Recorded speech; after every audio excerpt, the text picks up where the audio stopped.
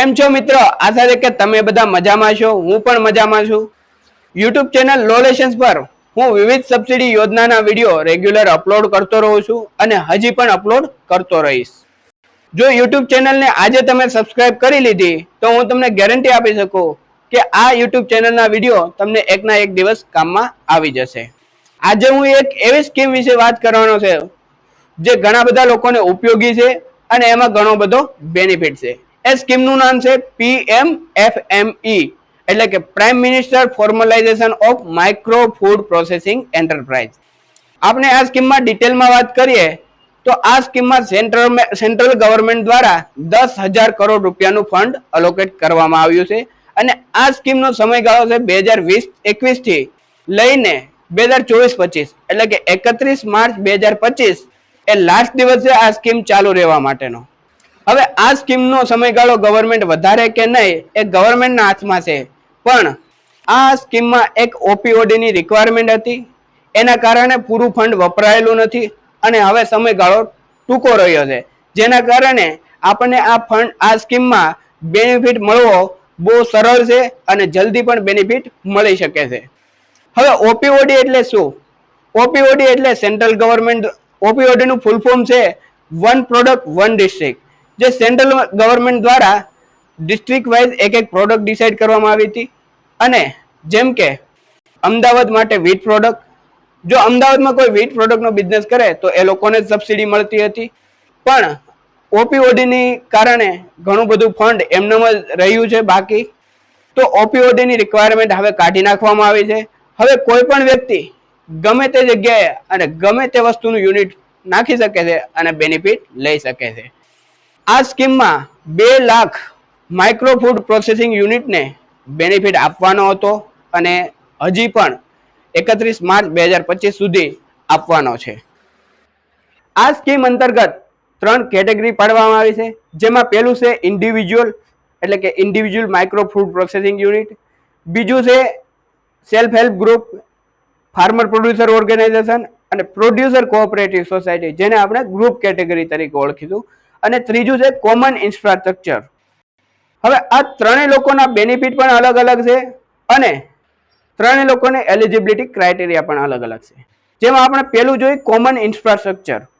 Common infrastructure જેમ કે ખેડૂતની એગ્રીકલ્ચર પ્રોડક્ટ હોય, એ પ્રોડક્ટને સોર્ટિંગ કરવા માટેની ફેસિલિટી આપણે ઊભી કરીએ, એ પ્રોડક્ટને આપણે ગ્રેડિંગ કરવા માટેની ફેસિલિટી ઊભી કરીએ, એ પ્રોડક્ટને આપણે વેરહાઉસ કરવા માટે એટલે કે સ્ટોર કરવા માટેની ફેસિલિટી ઊભી કરીએ, અથવા તો કોઈ પણ બગડે એવી વસ્તુ હોય જેમ કે પેરિસેબલ વસ્તુ, તો એ વસ્તુને આપણે કોલ્ડ સ્ટોરેજમાં રાખવા માટેની કોલ્ડ સ્ટોરેજની ફેસિલિટી ઊભી કરીએ.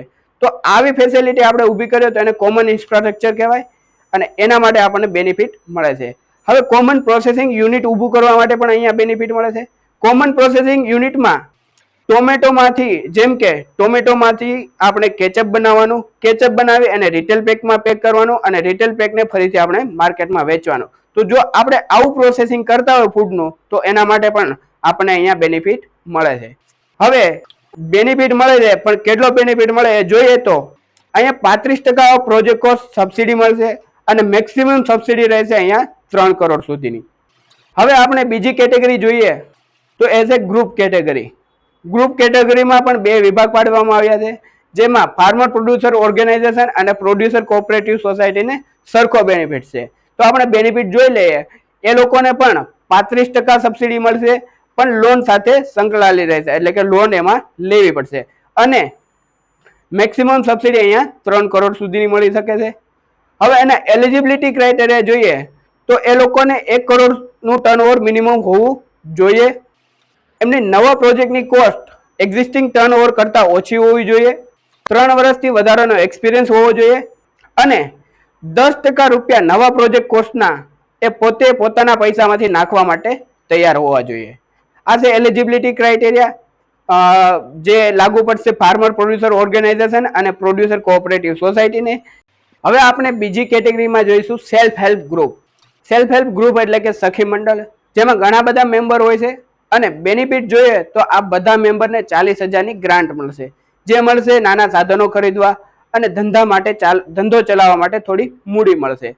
બીજો બેનિફિટ છે આ બધા મેમ્બરને individually micro food processing unit બનાવવા માટે 35% સબસિડી મળશે, જેની મેક્સિમમ લિમિટ હોઈ શકે સબસિડીની 10 લાખ રૂપિયા.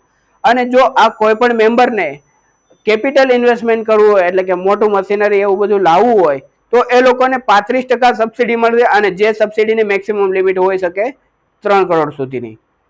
હવે આ લોકોને એલિજિબિલિટી ક્રાઇટેરિયા જોઈએ તો આ લોકોને 10% ઓફ પ્રોજેક્ટ કોસ્ટ અને 20% ઓફ વર્કિંગ કેપિટલનો કન્ટ્રીબ્યુશન પોતાનું કરવા માટે તૈયાર હોવા જોઈએ, અને આ લોકોને 3 વર્ષ કરતા વધારે એક્સપિરિયન્સ હોવો જરૂરી છે. હવે આપણે જોઈશું ત્રીજી મેઇન કેટેગરી, જે છે ઇન્ડિવિજ્યુઅલ. ઇન્ડિવિજ્યુઅલ એટલે કે ઇન્ડિવિજ્યુઅલ જે માઇક્રો ફૂડ પ્રોસેસિંગ યુનિટ ચલાવતા હોય.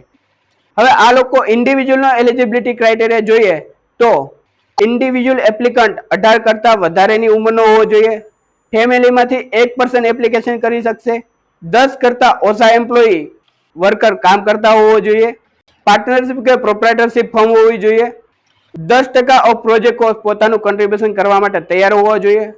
અહીંયા આપણે જમીનની કોસ્ટ ઇન્ક્લુડ નથી કરી શકતા, પણ આપણે 3 વર્ષનું ભાડું આપણે પ્રોજેક્ટ કોસ્ટમાં ઇન્ક્લુડ કરી શકીએ છીએ. આ હતા એલિજિબિલિટી ક્રાઇટેરિયા. હવે આપણે જોઈશું ઇન્ડિવિજ્યુઅલ કેટેગરીને કેટલો બેનિફિટ છે. અહીંયા સબસિડીનો બેનિફિટ જોઈએ તો 35% સુધીની સબસિડી મળશે પ્રોજેક્ટ કોસ્ટના, જે લોન સાથે સંકળાયેલી રહેશે, અને મેક્સિમમ સબસિડી અહીંયા મળશે 10 લાખ રૂપિયાની. તો આ હતી થોડી ઘણી હાઇલાઇટ PMFME સ્કીમ વિશે. જો મિત્રો તમે આ સ્કીમનું કામ સરળ, ઝડપી અને કોઈ પણ અડચણ વગર કરવા માંગતા હો તો એક્સપર્ટનો કોન્ટેક્ટ કરો. એક્સપર્ટની કોન્ટેક્ટ ડિટેલ ડિસ્ક્રિપ્શનમાં મળી જશે. આજના દિવસ માટે આટલું જ. ફરી મળીશું બીજા વિડીયો સાથે. જય હિન્દ.